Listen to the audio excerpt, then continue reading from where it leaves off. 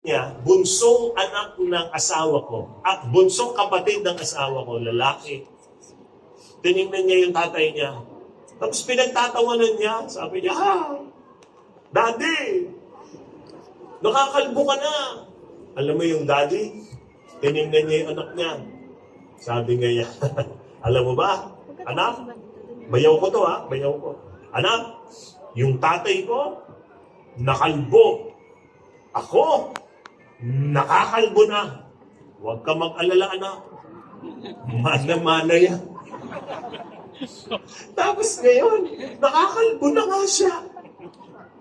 Naipapasa ito. Kaya kung ano yung pinapasa mo, yan ang gusto kong itanong sa inyo.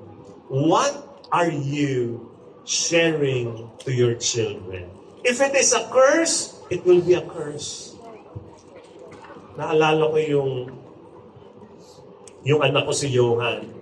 Ano pa siya nito I think he was still 13 years old during that time. 13 years old. Nagsimba kami. Tapos, love offering.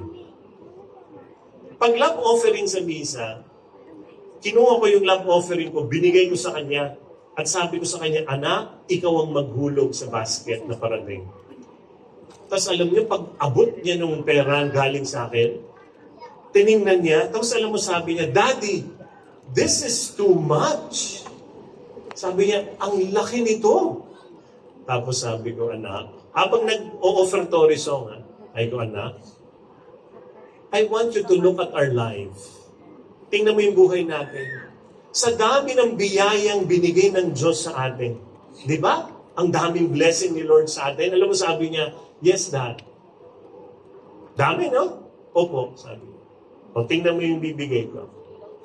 Malaki ba yan? Tapos alam mo, ngumiti siya, tinignan niya ako, tapos sabi niya, hindi po malaki. Tapos bibigay mo. 100,000, mga gano'n. Hindi ba kayo gano'n magbigay dito? Ano ako?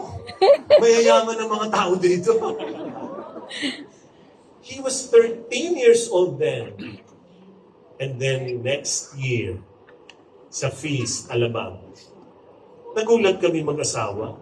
Si Johan, kumuha ng sobre at sinusulatan niya. Tapos may nilalagay siyang pera. May nilalagay na pera. Tapos sa love offering, naghulog. First time. So kami mag-asawa, wow, naghulog si Johan. Next week, nagsusulat. May nilalagay na pera, hindi namin nakikita kung magkano. Tapos sinuhulog niya. Every week, after 5 weeks, nagtataka na kami mag-asawa.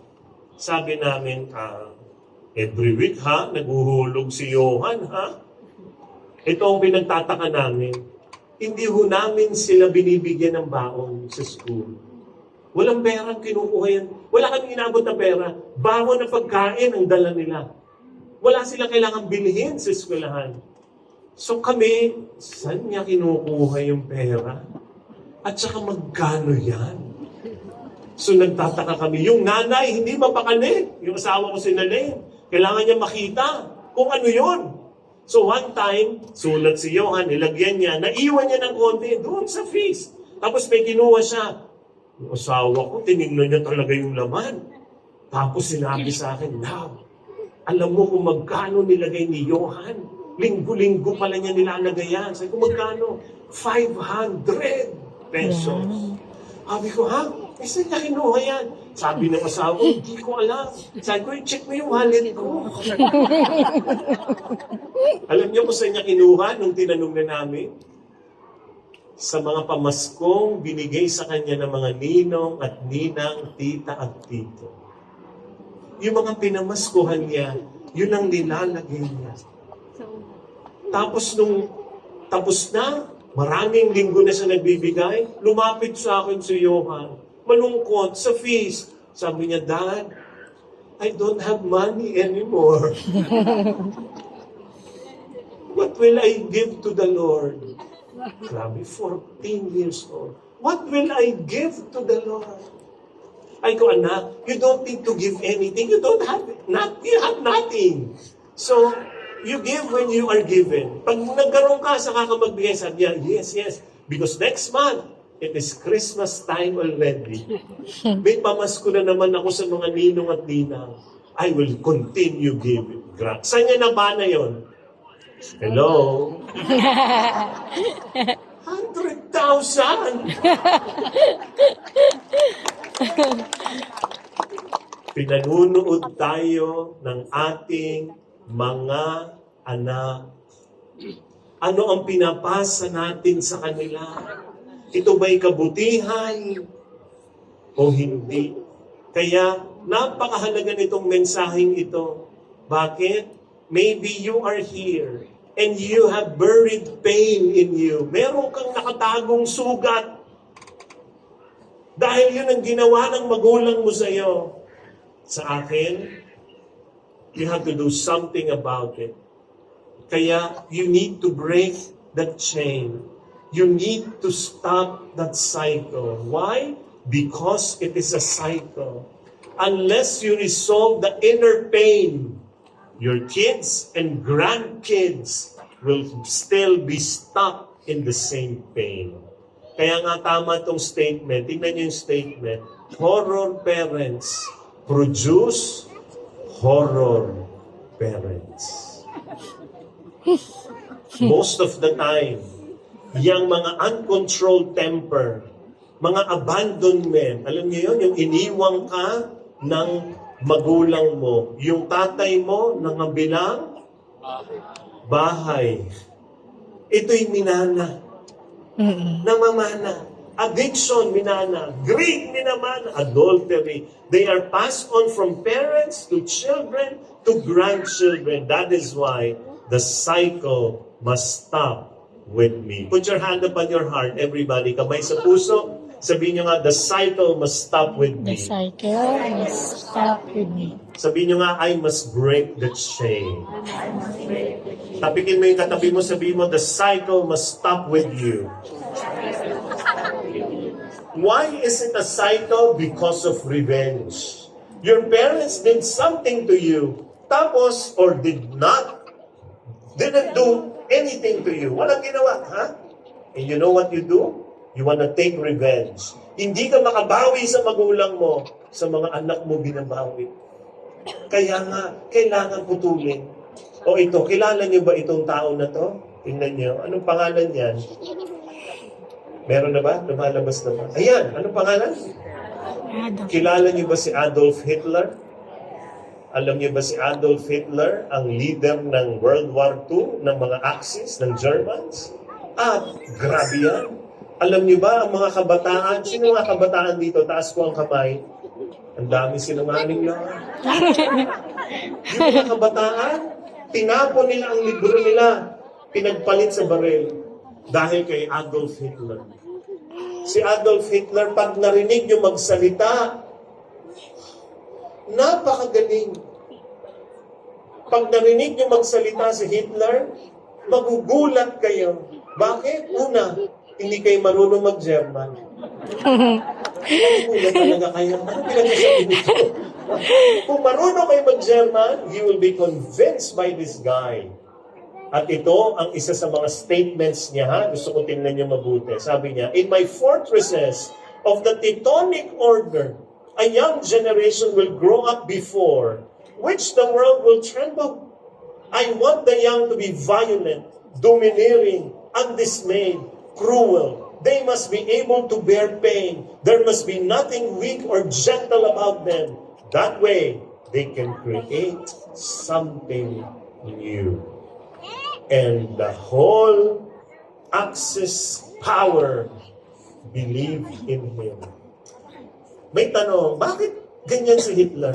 Alam niyo ba, Hitler massacred 6 million Jews. Started World War II.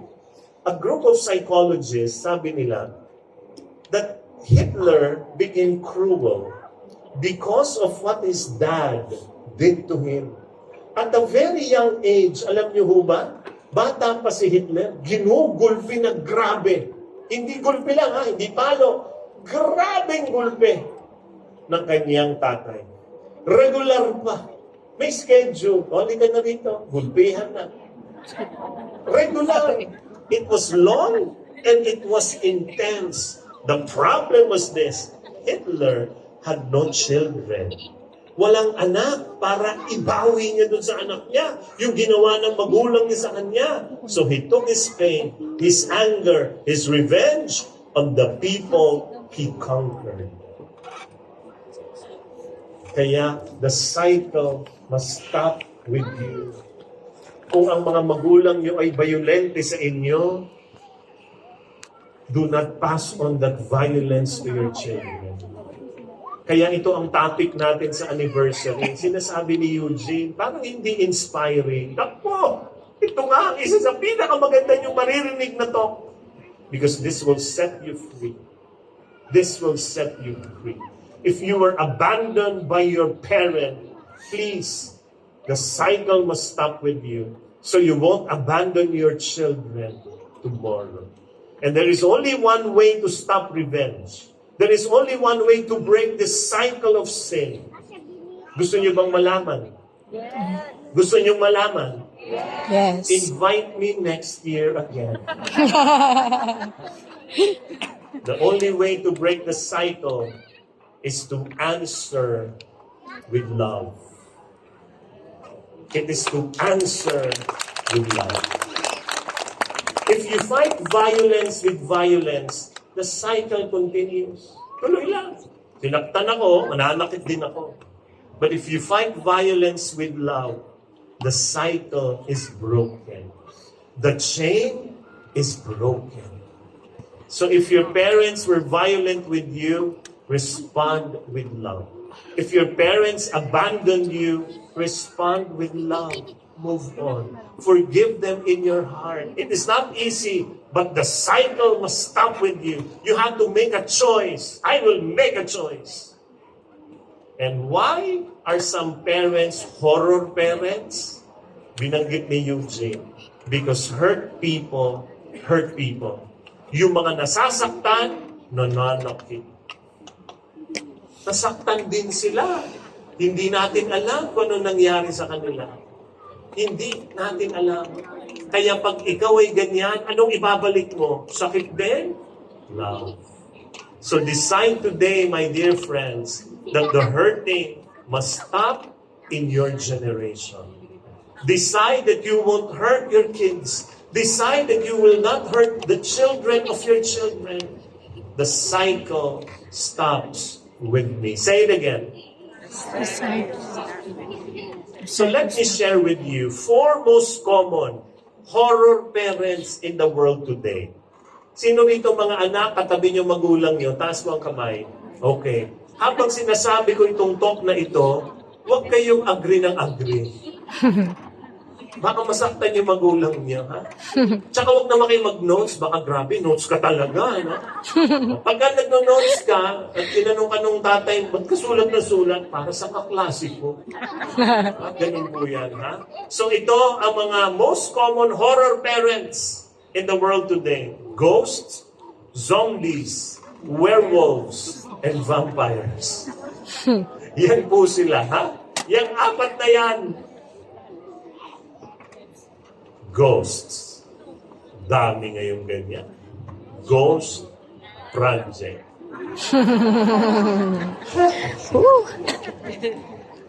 Kaya pala, ang mga multo nagtatago sa ilalim ng tulay. Kasi ang daming ghost projects. What do I mean by ghosts? Ghosts are absentee parents. Yung wala sila. Kanina, di ba, may pinanood tayo eh. Yun eh. Wala yung mga magulang mo. Okay.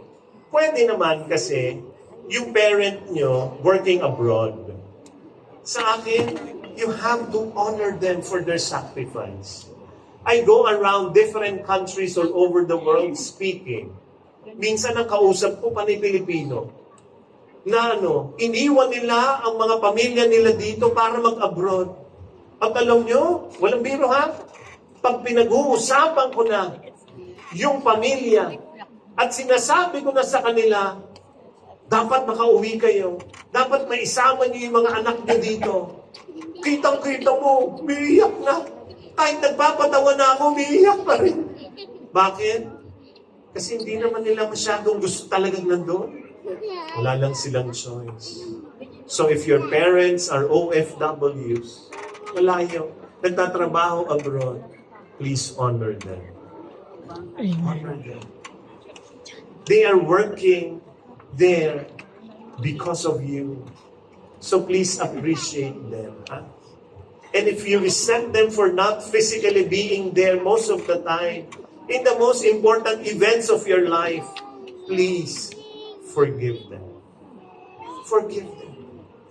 If your parent abandoned you, talagang iniwan na kayo, left your family and chose another family, you have two options. Number one, get stuck in your anger and let the cycle of abandonment continue to your children and to your children. That's option one. Option two is this.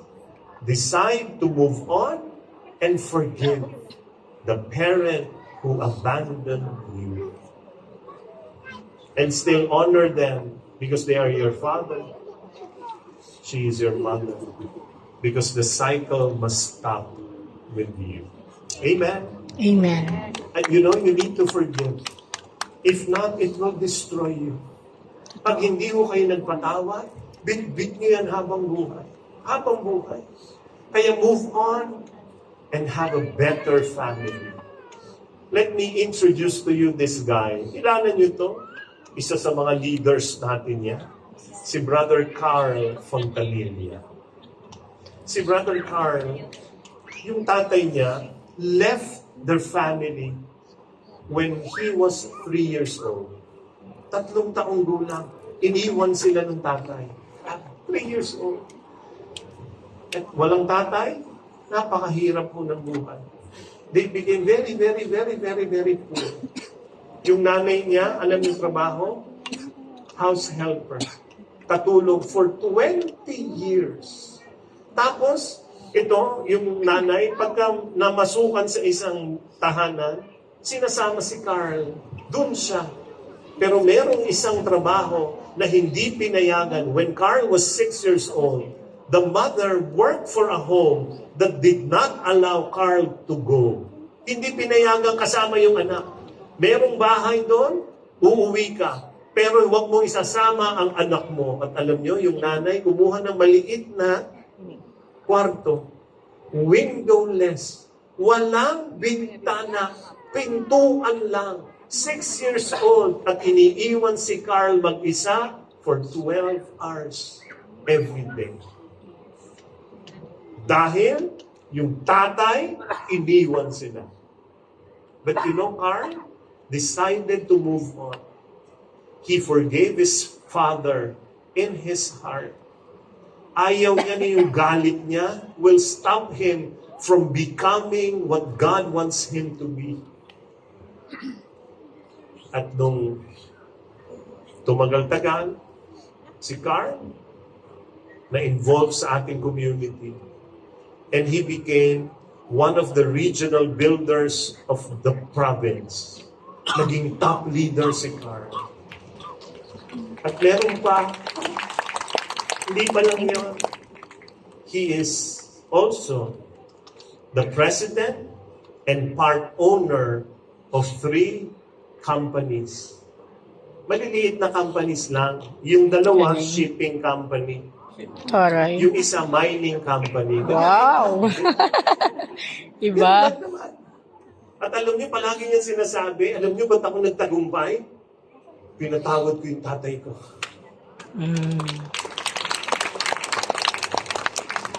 Nag-decide ako mag-move on. Masakit yung ginawa ng tatay ko.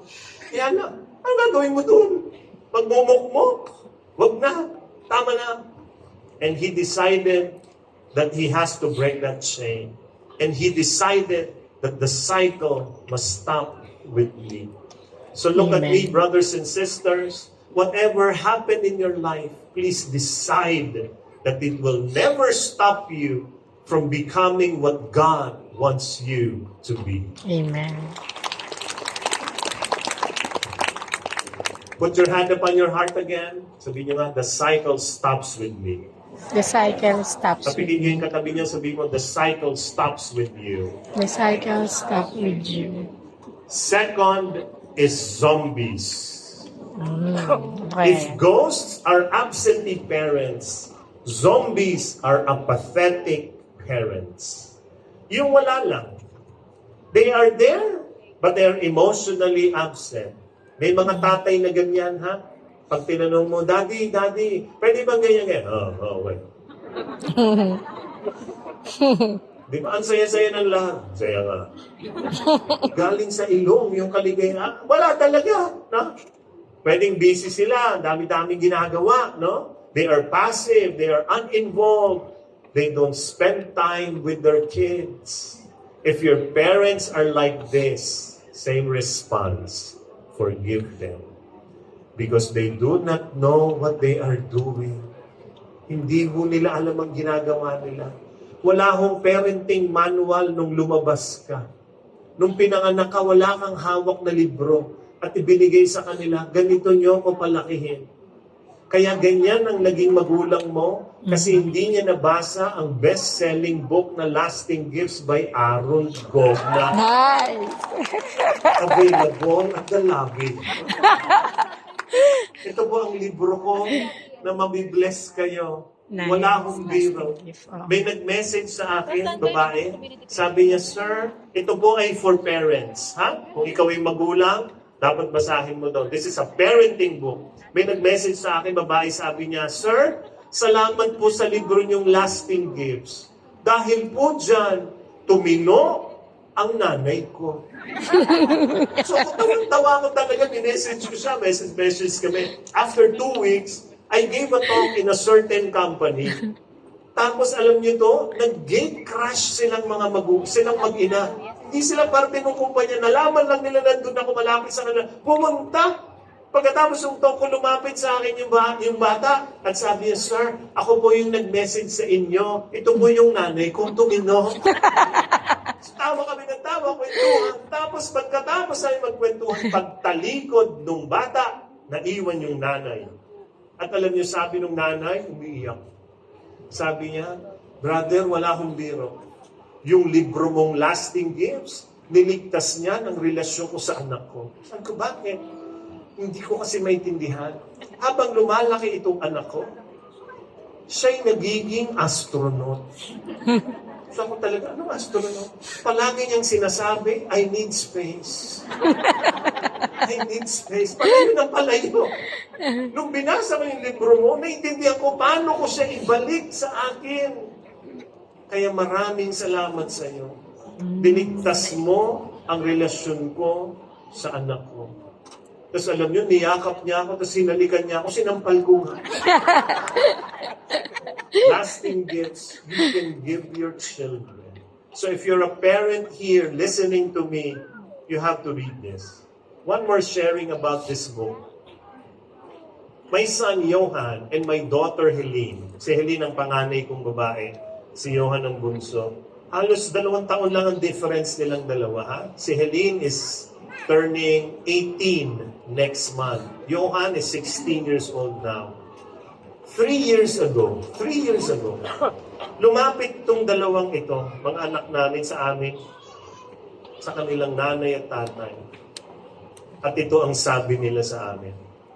We would just like to tell you this. Why are you very good parents? Teenager, sabihan ka, ba't ang kagaling yung magulang? Saan niyo ba nakuha yan? Bakit ang galing ninyong magulang? Grabe, tama ng puso namin. Pero may sagot ako sa kanila. Sabi ko, anak, alam niyo ba't ganito kami klaseng mga magulang? Kasi sinunod namin yung nakasulat sa librong Lasting Gifts. Tawang-tawa silang dalawa eh. Kasi alam nila, libro ko yun eh. Tapos sabi ko, I am not kidding. Hindi ako nagbibiro, anak. Sinunod ko lang yung sinasabi ko sa mga tao. Yun ang sinunod ko. Kaya ganyan kami magpalaki sa inyo. If your parents are absentee or apathetic parents, please break that cycle. Forgive them. Don't be stuck with your anger. And proclaim, the cycle stops with me. Say it again. Ito yung pangatlo, vampires. If ghosts are absentee parents, zombies are apathetic parents, vampires are absolute parents. Ano yung absolute? They over-parent. They are over-controlling. They are over-protecting. They are over-possessing. Yung maliit ka pa lang, lahat ng gawin mo, hindi pwede. Maliit ka pa lang, ha? Aakit ka ng hagdan, mahulog ka. Hahawakan mo yung bagay, mabasa. Lalakad ka pa lang, maligaw ka. Kaya tuloy, nakaganito ka na lang the whole time. Over parenting.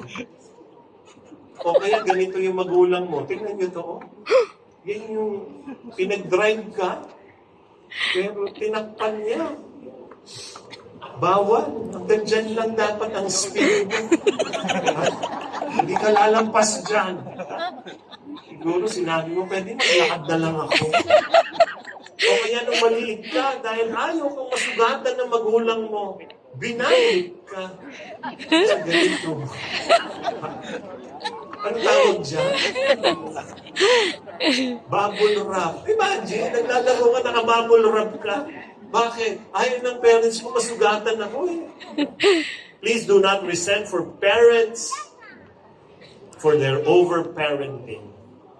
Because over-parenting was their way of loving you. Please see the good intentions. Maganda naman ang intention. Sobrahan lang. Again, forgive them, love them, honor them, and then break that chain. And the fourth, werewolves. Werewolves are abusive parents. I am talking about verbal abuse, emotional abuse. May mga ganyan magulang. Sabi nung anak talaga, nagreklamo na eh. Hindi na mapakali yung anak. Sabi niya dun sa nanay niya, Mami, ba't ganun?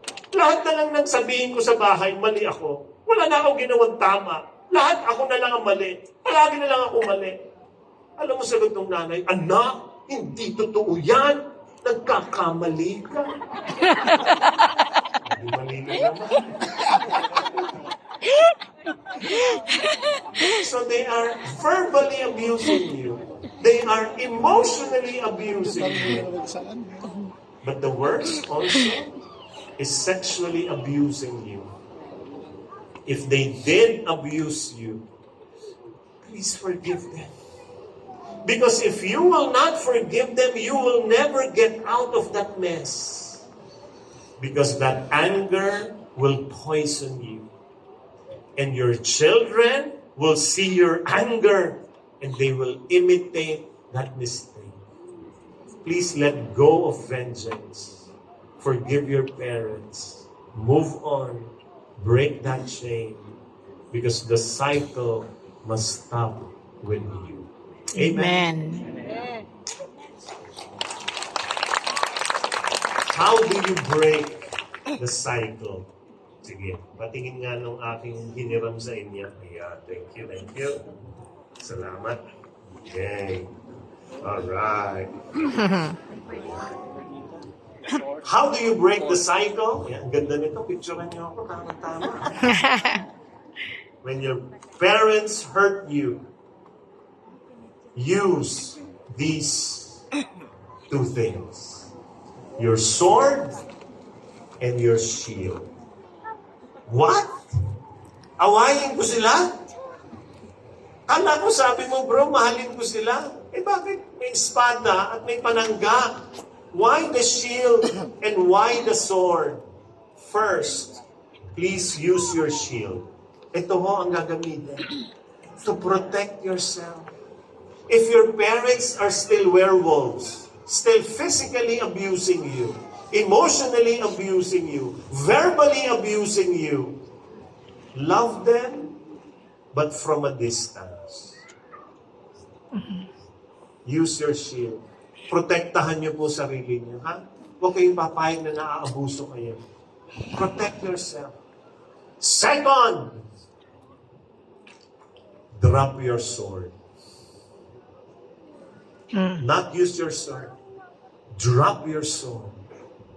Don't try to hurt them back. Huwag mo silang bawian. Or the cycle won't be broken.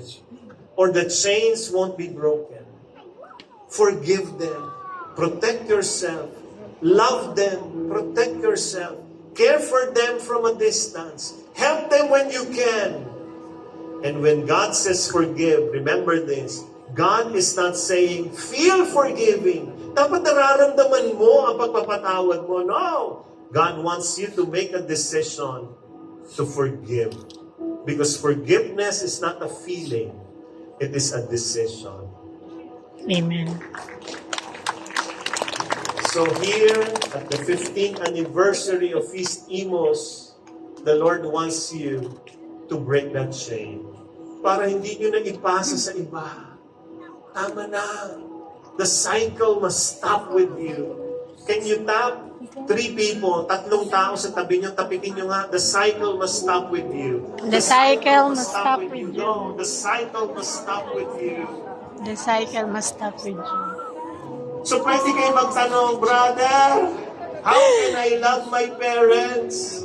And every time I look at them, all I see are heart wounds and pain. Look at me. You cannot love them on your own. To Amen. love them, you need to get love from other source. Hindi kaya, sinaktan ka eh. Paano mamahalin yan? Kailangan kang kumuha sa iba. And let me tell you this wonderful word.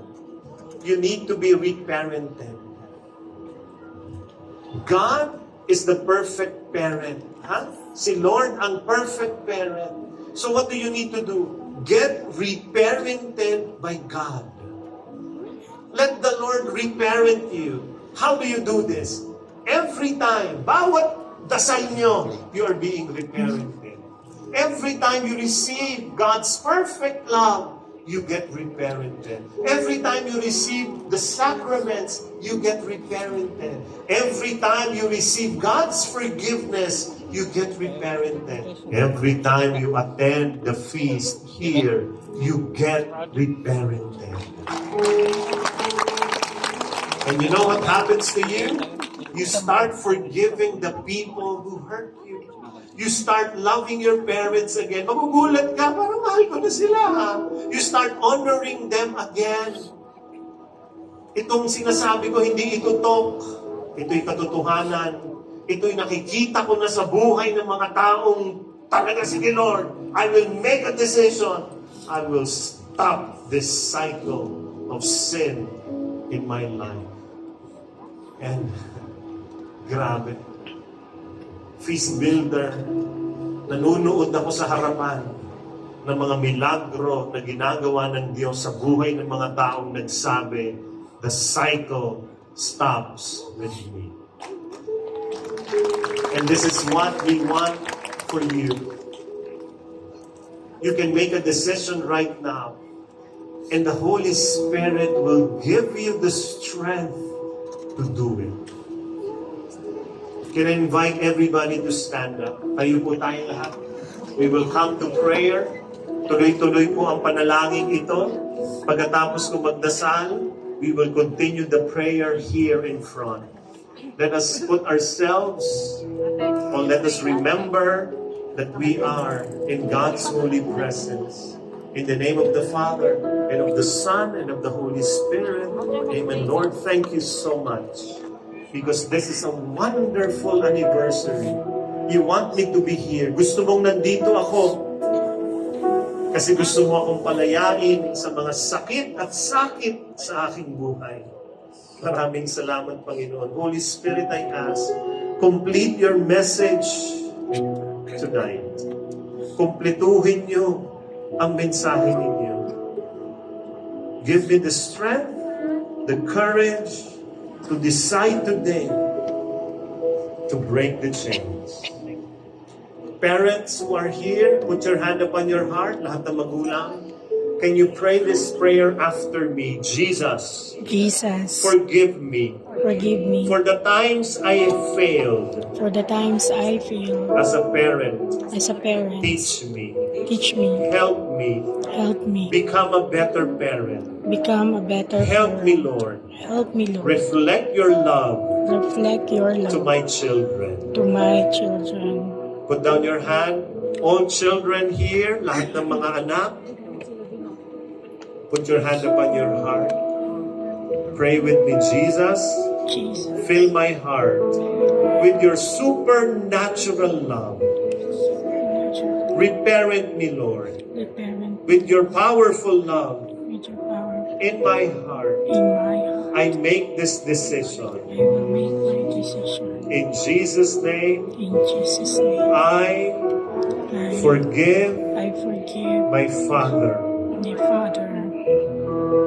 In Jesus' name, In Jesus' name, I I forgive forgive my mother. my mother.